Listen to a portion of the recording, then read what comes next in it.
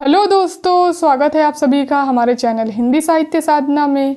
आज हम लोग कोसी के घटवार कहानी को पढ़ने वाले हैं। कहानी को पढ़ने के साथ साथ हम लोग इसके महत्वपूर्ण बिंदु, पात्र और कथनों को भी अंडरलाइन करते हुए चलेंगे और साथ ही साथ मैं आपको बताती हुई चलूँगी किस तरीके के प्रश्न इस कहानी से पेपर में पूछे जाते हैं।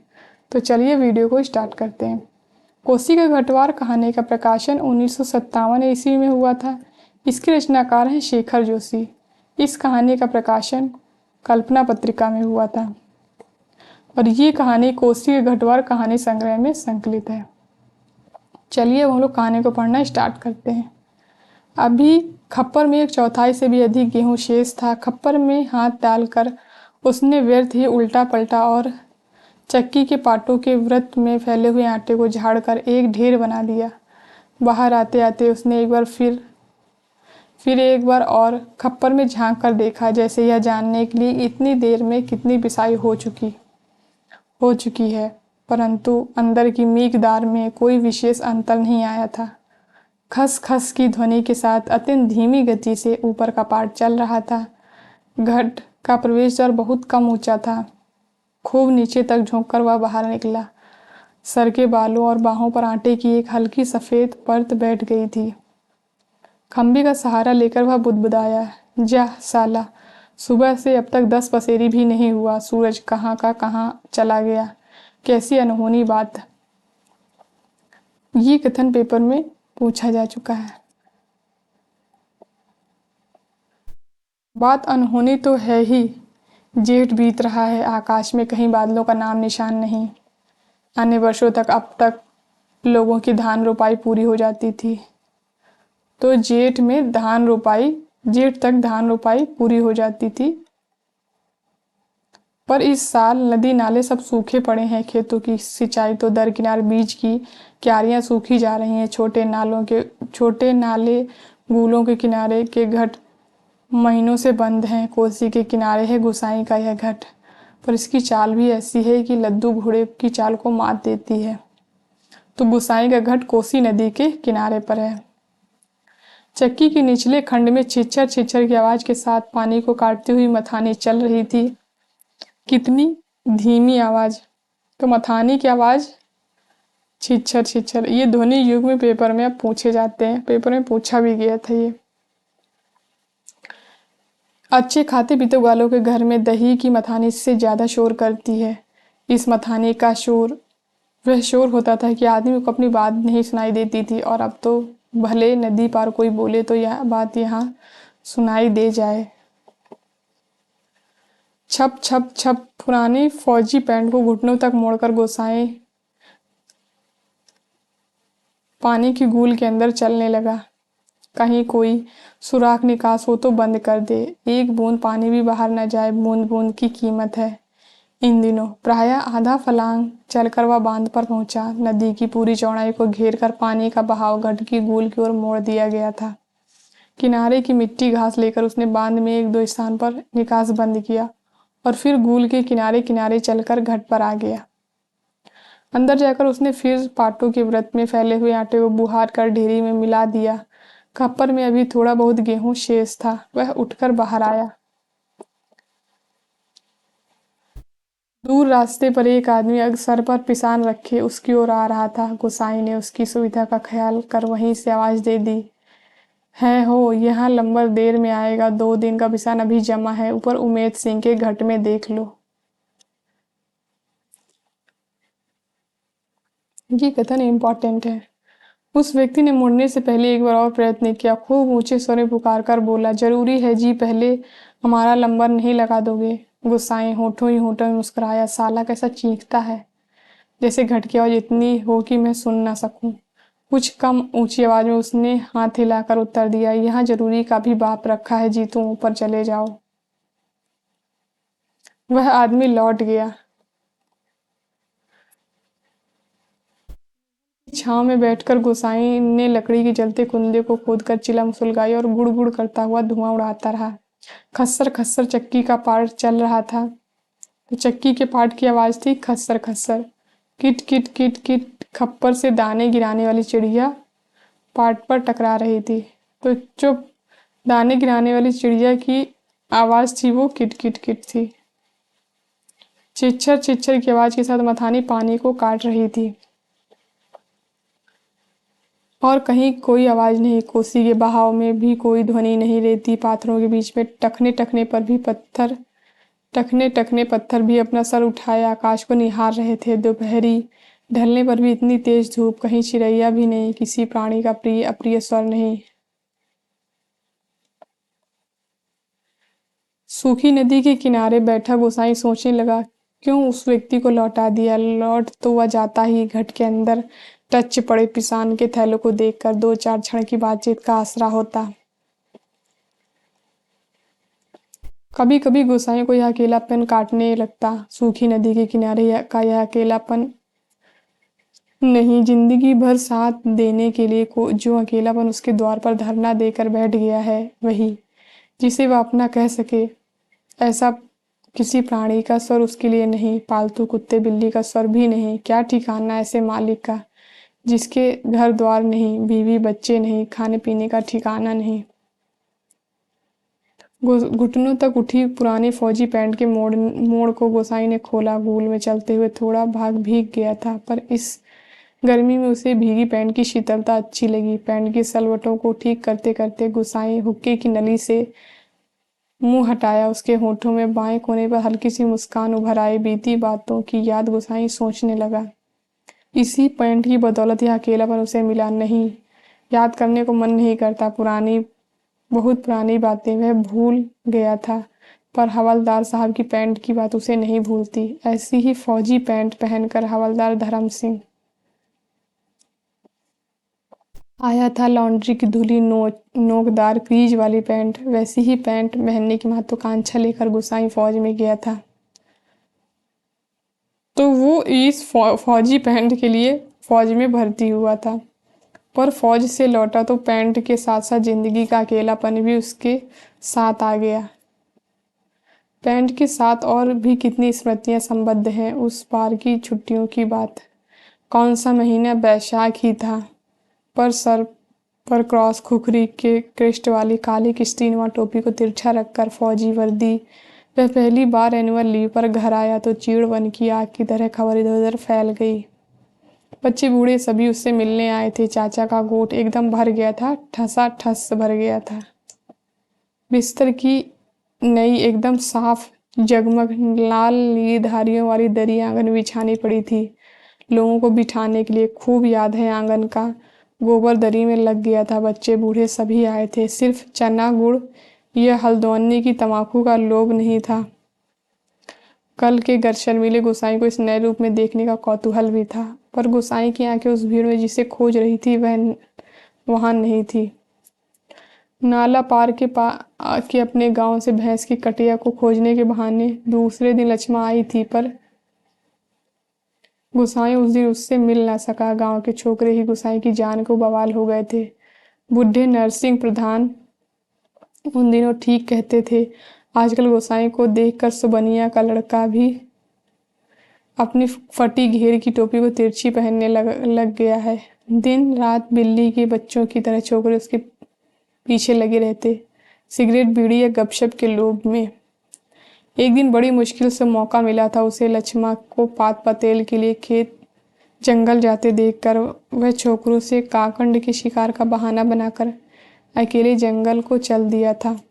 गांव की सीमा से बहुत दूर काफल के पेड़ के नीचे गुसाई के घुटने पर सर रखकर लेटी लेटी लक्ष्मा काफल खा रही थी।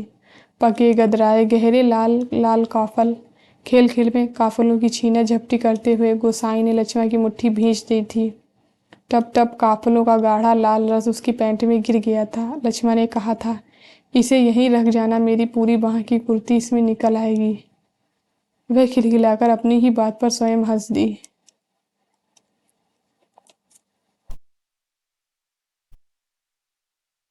पुरानी बात है, क्या कहा था गोसाई ने, याद नहीं। तेरे लिए मखमल की कुर्ती ला दूंगा मेरी सुगा, या कुछ ऐसा ही। पर लक्ष्मा को मखमल की कुर्ती किसने पहनाई होगी? पहाड़ी पार के रमुआ ने, जो तुरी निशान लेकर उसे बहाने आया था, जिसके आगे पीछे भाई बहन नहीं, माई बाप नहीं, परदेसी बंदूक की नोक पर जान रखने वाले को छोकरी कैसे दे दें हम, लक्ष्मा के बाप ने कहा था। ये कथन पेपर में आ चुका है।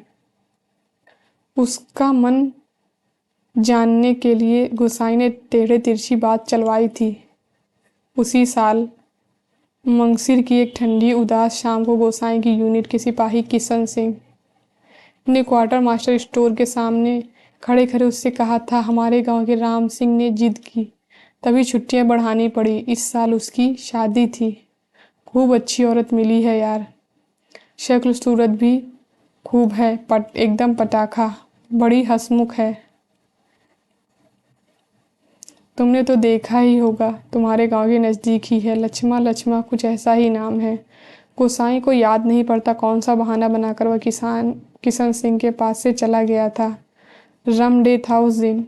हमेशा आधा बैग लेने वाला गोसाई उस दिन पेशी करवाई थी, मलेरिया प्रिकॉशन ना करने के अपराध में। सोचते सोचते गोसाई बुदबुदाया, साला एजुडेंट। गोसाई सोचने लगा, उस साल छुट्टियों में घर से विदा होने से एक दिन पहले वह मौका निकालकर लक्ष्मा से मिला था।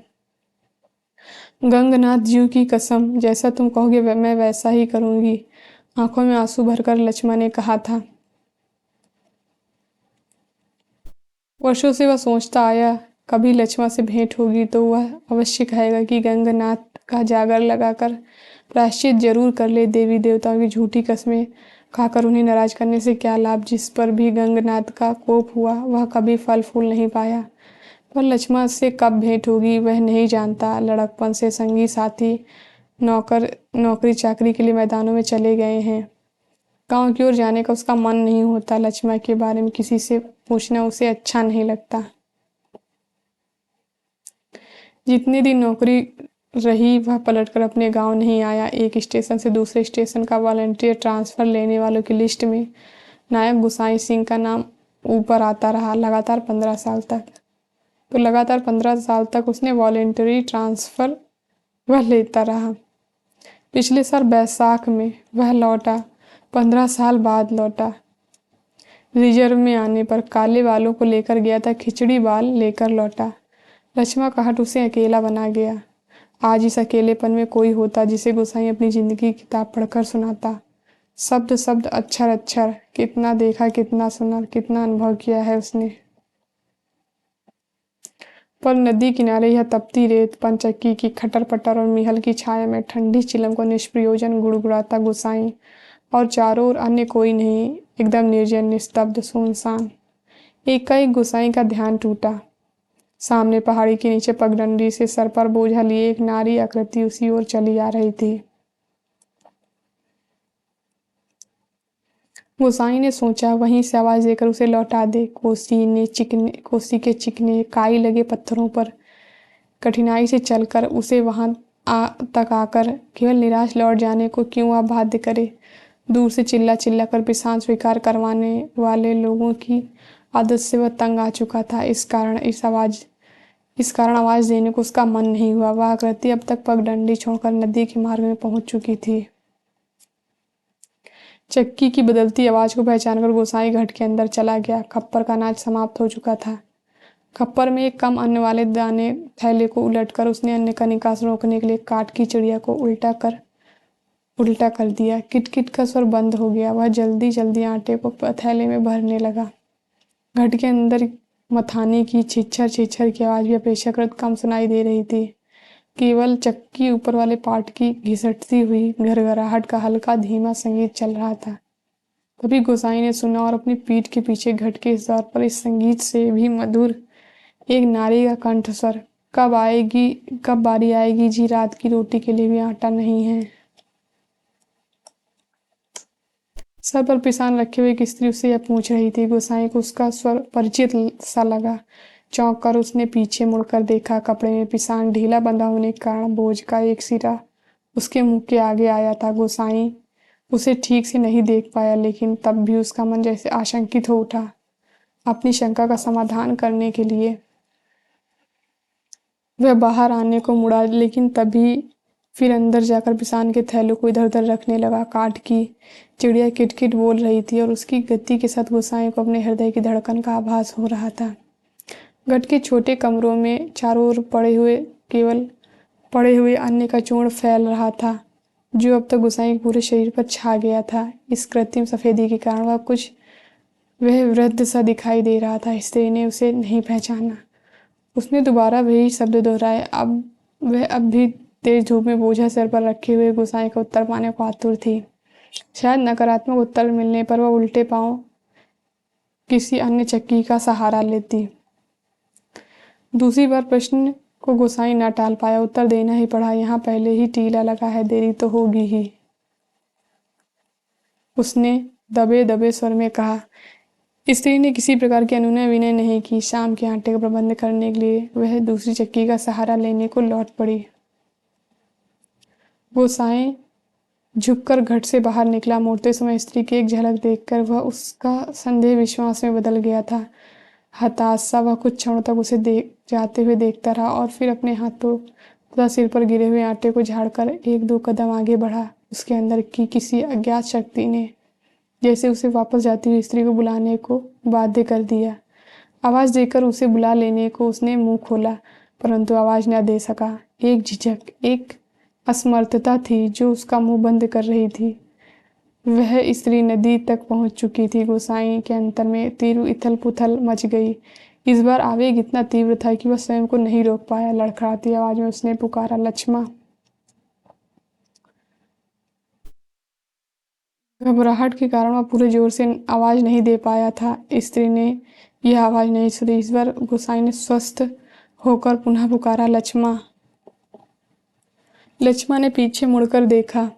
मायके में उसे सभी इसी नाम से पुकारते थे। यह संबोधन उसके लिए स्वाभाविक था, परंतु उसे शंका शायद यह थी कि चक्की वाला एक बार पिसान स्वीकार न करने पर दोबारा उसे बुला रहा है या उसे केवल भ्रम हुआ। उसने वहीं से पूछा, मुझे पुकार रहे हैं जी? गोसाई ने संयत स्वर में कहा, हाँ ले आओ, हो जाएगा। लक्ष्मा क्षण भर रुकी और फिर घट की ओर लौट आई। अचानक साक्षात्कार होने का मौका न देने की इच्छा से गोसाई व्यस्तता का प्रदर्शन करता हुआ महल की छांव में चला गया। लक्ष्मा पिसान का थैला घट के अंदर रख आई। बाहर निकलकर उसने आंचल के कोर से मुंह पोंछा। तेज धूप में चलने के कारण उसका मुंह लाल हो गया था। किसी पेड़ की छाया में विश्राम करने की इच्छा से उसने इधर उधर देखा। महल की पेड़ की छाया में घट की ओर पीठ किए गोसाई बैठा हुआ था। निकट स्थान में दाड़िम के एक पेड़ की छाह को छोड़कर अन्य कोई स्थान बैठने लायक नहीं था। वह उसी ओर चलने लगी। गोसाई की उदारता के कारण ऋणी सी होकर जैसे उसने निकट आते आते कहा, तुम्हारे बाल बच्चे जीते रहें घटवार जी। बड़ा उपकार कर दिया तुमने। ऊपर की घट पर भी जितनी देर में लंबर मिलता। आज संतति के प्रति दिए गए आशीर्वचनों को सुनकर गोसाई ने मन ही मन विनोद के रूप में ग्रहण किया। इस कारण उसकी मानसिक उथल पुथल कुछ कम हो गई। लक्ष्मा उसकी ओर देखे इससे पूर्व ही उसने कहा, जीते रहे तेरे बाल बच्चे लक्ष्मा, मायके कब आई? लक्ष्मण ने अंतर में घुमड़ती आंधी को रोककर यह प्रश्न इतने संयत स्वर में गोसाई ने अंतर में घुमड़ती हुई आंधी को रोककर यह प्रश्न इतने संयत स्वर में किया जैसे वह भी अन्य 10 आदमियों की तरह लक्ष्मा के लिए एक साधारण व्यक्ति हो। दाड़िम की छाया में पात पतेल झाड़कर बैठते लक्ष्मण ने शंकित दृष्टि से गोसाई की ओर देखा। कोसी की सूखी धार अचानक जल प्लावित होकर बहने लगती तो भी लक्ष्मण को इतना आश्चर्य न होता जितना अपने पास के स्थान से केवल 4 कदम की दूरी पर गोसाई को इस रूप में देखते हुए हुआ। विस्मय से आंखें फाड़कर वह उसे देखे जा रही थी, जैसे अब भी उसे विश्वास नहीं हो रहा कि जो व्यक्ति उसके सम्मुख बैठा है वह उसका पूर्व परिचित गोसाई ही है। तुम जाने लक्ष्मा क्या कहना चाहती थी, शेष शब्द उसके कंठ में ही रह गए। हाँ, पिछले साल पलटन से लौट आया था। वक्त काटने के लिए यह घट लगवा लिया। ये कथन आ चुका पेपर में। गोसाई ने पूछा, बाल बच्चे ठीक हैं? आंखें जमीन पर टिकाए गर्दन हिलाकर संकेत से ही उसने बच्चों की कुशलता की सूचना दे दी। जमीन पर गिरे एक दाड़िम के फूल को हाथों में लेकर लक्ष्मण उसकी पंखुड़ियों को एक एक करके निरुद्देश्य तोड़ने लगी और गोसाई पतली सींग लेकर आग को कुरेदता रहा। बातों का क्रम बनाए रखने के लिए गोसाई ने पूछा, तू अभी और कितने दिन मायके में ठहरने वाली है? अब लक्ष्मण के लिए अपने को रोकना असंभव हो गया। टप टप टप वह सर नीचे के आंसू गिराने लगी। सिसकियों के साथ साथ उसके उठते गिरते कंधों को गोसाई देखता रहा। उसे यह नहीं सूझ रहा था कि वह किन शब्दों में अपनी सहानुभूति प्रकट करे।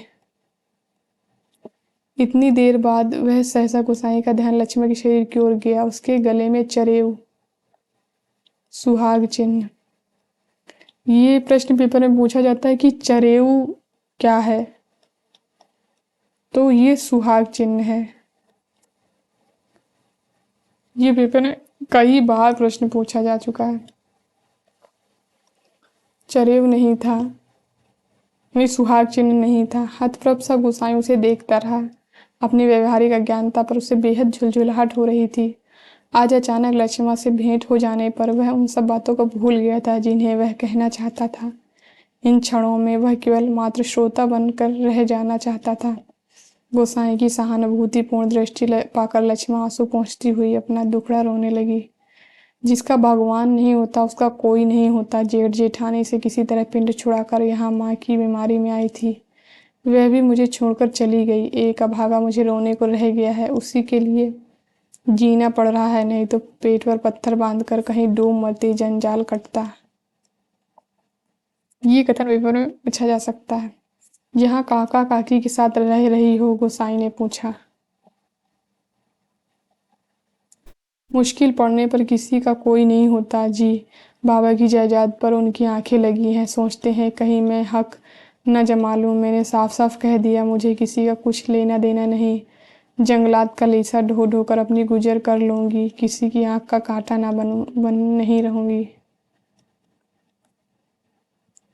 किसी की आंख का कांटा बनकर नहीं रहूंगी। गोसाई ने किसी प्रकार की मौखिक संवेदना नहीं प्रकट की, केवल सहानुभूतिपूर्ण दृष्टि से उसे देखता भर रहा। दाड़िम के वृक्ष से पीठ टिकाकर लक्ष्मण घुटने मोड़कर बैठी थी। गोसाई सोचने लगा, 15-16 साल किसी की जिंदगी में अंतर लाने के लिए कम नहीं होते। समय का यह अंतराल लक्ष्मण के चेहरे पर भी एक छाप छोड़ गया था, पर उसे लगा उस छाप के नीचे वह आज भी 15 वर्ष पहले की लक्ष्मण को देख रहा है।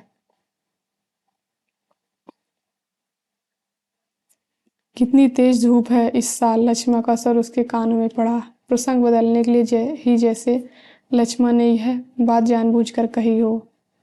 और अचानक उसका ध्यान उस ओर चला गया जहां लक्ष्मण बैठी थी। दाढ़िम की फैली फैली ढकी डालों से छनकर धूप उसके शरीर पर पड़ रही थी। सूरज की एक पतली किरण न जाने कब से लक्ष्मण के माथे पर गिरी हुई एक लट को सुनहरी रंगीनी में डुबा रही थी। गोसाई ने एकटक उसे देखता रहा। दोपहर तो बीत चुकी होगी, लक्ष्मण ने यह प्रश्न किया तो गोसाई का ध्यान टूटा। हाँ, अब तो 2 बजने वाले होंगे, उसने कहा। उधर धूप लग रही हो तो इधर आ जा छांव में। कहता हुआ गोसाई एक जम्हाई लेकर अपने स्थान से उठ गया। नहीं, यही ठीक है, कहकर लक्ष्मण ने गोसाई की ओर देखा, लेकिन वह अपनी बात कहने के साथ ही दूसरी ओर देखने लगा था। घट में कुछ देर पहले पड़ा हुआ पिसान समाप्ति पर था। नंबर पर रखे हुए पिसान की जगह उसने जाकर जल्दी जल्दी लक्ष्मण का अनाज खप्पर में खाली कर दिया। धीरे धीरे चलकर गोसाई गुल के किनारे तक गया। अपनी अंजलि भर भर कर उसने पानी पिया और फिर पास ही एक बंजर घट के अंदर जाकर पीतल और एल्युमिनियम के कुछ बर्तन लेकर आके किनारे लौट आया। तो बर्तन पीतल और एल्युमिनियम के थे। आसपास पड़ी हुई सूखी लकड़ियों को बटोरकर उसने आग सुलगाई और एक काले पुती बटलोई में पानी रखकर जाते जाते लक्ष्मण की ओर मुंह कर कह गया, चाय का टाइम हो रहा है, पानी उबल जाए तो चाय पत्ती डाल देना, पुड़िया में पड़ी है। लक्ष्मण ने उत्तर नहीं दिया। वह उसे नदी की ओर जाने वाली पगडंडी पर जाता हुआ देखती रही। सड़क किनारे की दुकान से दूध लेकर लौटते लौटते गोसाई को काफी समय लग गया था। वापस आने पर उसने देखा एक 6-7 वर्ष का बच्चा लक्ष्मण की देह से सटकर बैठा हुआ है। तो बच्चे की उम्र होगी 6-7 वर्ष। बच्चे का परिचय देने की इच्छा जैसे लक्ष्मण ने कहा, इस छोकरे को भी घड़ी भर के लिए चैन नहीं मिलता। जाने कैसे पूछता खोजता मेरी जान खाने को यहाँ भी आ पहुंचा। गोसाई ने लक्ष्य किया कि बच्चा बार बार उसकी दृष्टि बचाकर माँ से किसी चीज के लिए जिद कर रहा है। एक बार झुझुलाकर लक्ष्मण ने उसे झिड़क दिया, चुप रहे, अभी लौटकर घर जाएंगे, इतनी देर में क्यों मरा जा रहा है। चाय के पानी में दूध डालकर गोसाई फिर उसी बंजर घट में गया। एक थाली में आटा लेकर वह गूल के किनारे बैठा बैठा उसे गूंदने लगा।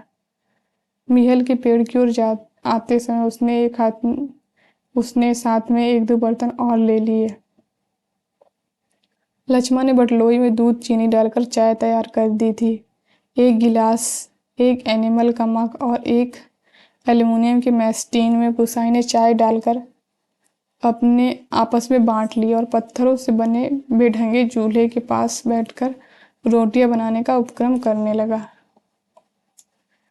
हाथ का चाय का गिलास जमीन पर टिकाकर लक्ष्मण उठी, आटे की थाली अपने ओर खिसकाकर उसने स्वयं रोटी पका देने की इच्छा ऐसे स्वर में प्रकट की कि गोसाई ना कह सका। वह खड़ा खड़ा उसे रोटी पकाते हुए देखता रहा।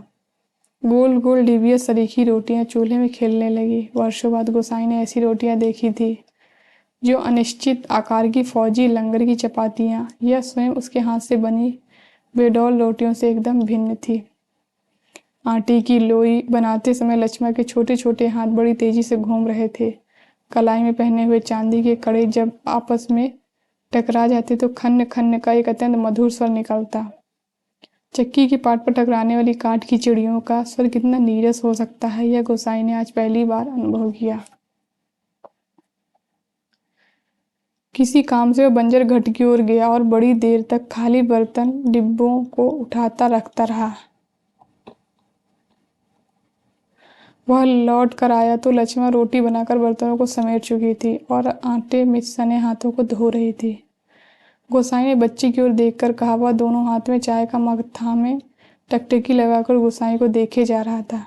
लक्ष्मण ने आग्रह के स्वर में कहा, चाय के साथ खानी हो तो खा लो, फिर ठंडी हो जाएगी। मैं तो अपने टाइम से ही खाऊंगा, यह तो बच्चे के लिए है। स्पष्ट स्वर में उसे झिझक महसूस हो रही थी, जैसे बच्चे के संबंध में चिंतित होने की उसकी चेष्टा अनधिकार हो। ना जी, वह तो भी घर से खाकर ही आया है, मैं रोटियां बनाकर रखाई थी। अत्यंत संकोच के साथ लक्ष्मण ने आपत्ति प्रकट कर दी थी। यूं ही कहती है, कहाँ रखी थी रोटियां घर में। बच्चे ने रुआसी आवाज में वास्तविक व्यक्ति की बातें सुन रहा था और रोटियों को देखकर उसका संयम ढीला पड़ गया था। चुप, आंखें तरेकर लक्ष्मण ने उसे डांट दिया। बच्ची की इस कथन से उसकी स्थिति हास्यास्पद हो गई थी। इस कारण लज्जा से उसका मुख आरक्त हो उठा। बच्चा है, भूख लग आई होगी, डांटने से क्या फायदा। ये कथन पेपर में आ चुका है। गोसाई ने बच्चे को का पक्ष लेकर दो रोटियां उसकी ओर बढ़ा दी, परंतु माँ की अनुमति के बिना उसे स्वीकार करने का साहस बच्चे को नहीं हो रहा था। वह लज्जाई दृष्टि से कभी रोटियों को और कभी माँ की ओर देख लेता था। गोसाई के बार बार आग्रह करने पर भी बच्चा रोटियां लेने में संकोच करता रहा तो लक्ष्मण ने उसे झिड़क दिया, मर, अब क्यों नहीं ले लेता, जहां जाएगा वहीं अपने लक्षण दिखाएगा।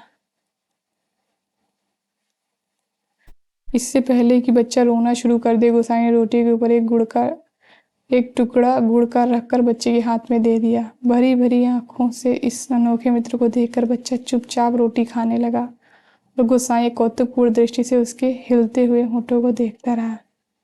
इस छोटे से प्रसंग के कारण वातावरण में तनाव सा आ गया था, जिसे गोसाई और लक्ष्मण दोनों अनुभव कर रहे थे। स्वयं भी एक रोटी को चाय में डुबाकर खाते खाते गोसाई ने जैसे इस तनाव को कम करने की कोशिश में मुस्कुराकर कहा, लोग ठीक ही कहते हैं, औरत के हाथ की बनी रोटियों में स्वाद ही दूसरा होता है। ये कथन भी पेपर में पूछा गया था। लक्ष्मण ने करुण दृष्टि से उसकी ओर देखा। गोसाई हो होकर खोखली हंसी हंस रहा था। कुछ साग सब्जी होती तो बेचारा एक आध रोटी और खा लेता। गोसाई ने बच्चे की ओर देखकर अपनी विवशता प्रकट की। ऐसी ही खाने पीने वाले की तकदीर लेकर पैदा हुआ होता तो मेरे भाग क्यों पड़ता।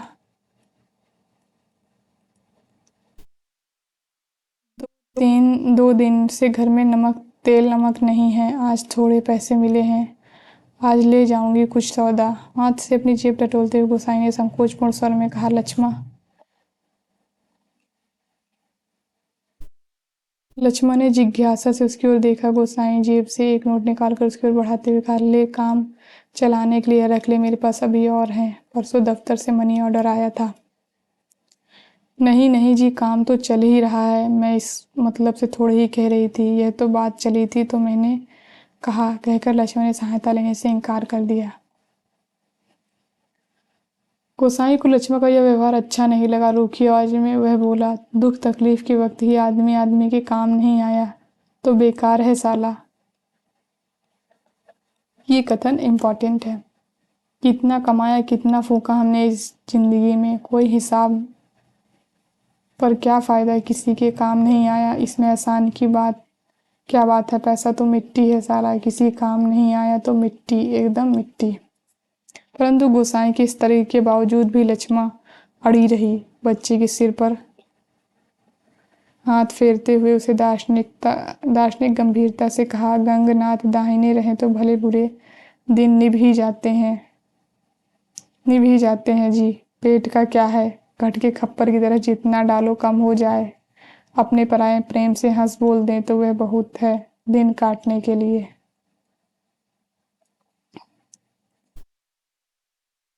गोसाई ने गौर से लक्ष्मण के मुख की ओर देखा। वर्षों पहले उठे ज्वार और तूफान का वहां कोई चिन्ह शेष नहीं था। अब वह सागर जैसे सीमाओं में बंधकर शांत हो चुका था। रुपया लेने के लिए लक्ष्मण से अधिक आग्रह करने का उसका साहस नहीं हुआ, पर गहरे असंतोष के कारण बुझा बुझा सवा धीमी चाल चलकर वहां से हट गया। सहसा उसकी चाल तेज हो गई और घट के अंदर जाकर उसने एक बार शंकित दृष्टि से बाहर की ओर देखा। लक्ष्मा उसकी ओर पीठ किए बैठी थी। उसने जल्दी जल्दी अपने निजी आटे की टीन से 2-2.5 सेर करीब आटा निकालकर लक्ष्मा के आटे में मिला दिया और संतोष की एक सांस लेकर वह हाथ झाड़ता हुआ बाहर आकर बांध की ओर देखने लगा। ऊपर बांध पर किसी को घूमते हुए देखकर उसने हाँक दी। शायद खेत की सिंचाई के लिए कोई पानी तोड़ना चाहता था।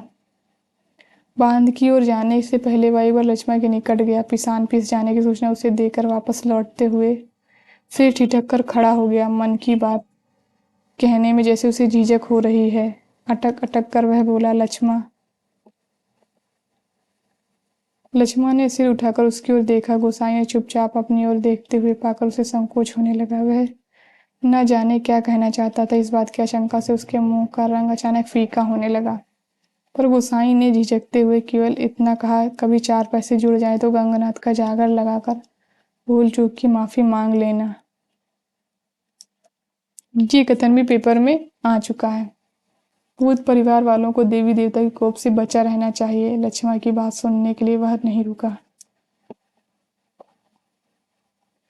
पानी तोड़ने वाले खेतिहर से झगड़ा निपटाकर कुछ देर बाद लौटते हुए उसने देखा, सामने वाले पहाड़ की पगडंडी पर सर पर आटा लिए लक्ष्मण अपने बच्चे के साथ धीरे धीरे चली जा रही थी और उन्हें पहाड़ी के मोड़ तक पहुंचने तक टकटकी बांधे देखता रहा। घट के अंदर की चिड़िया अब भी किटकिट की आवाज कर रही थी।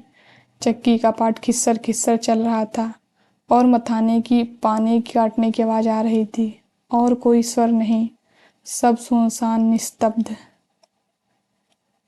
यहाँ से कोसी के घटवार कहानी खत्म होती है। कल हम लोग कोसी के घटवार कहानी के PYQ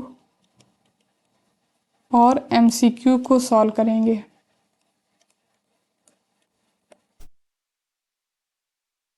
तो धन्यवाद दोस्तों मेरी वीडियो को लास्ट तक देखने के लिए। अगर वीडियो पसंद आया तो लाइक करिए, शेयर करिए एंड हमारे चैनल को सब्सक्राइब करिए।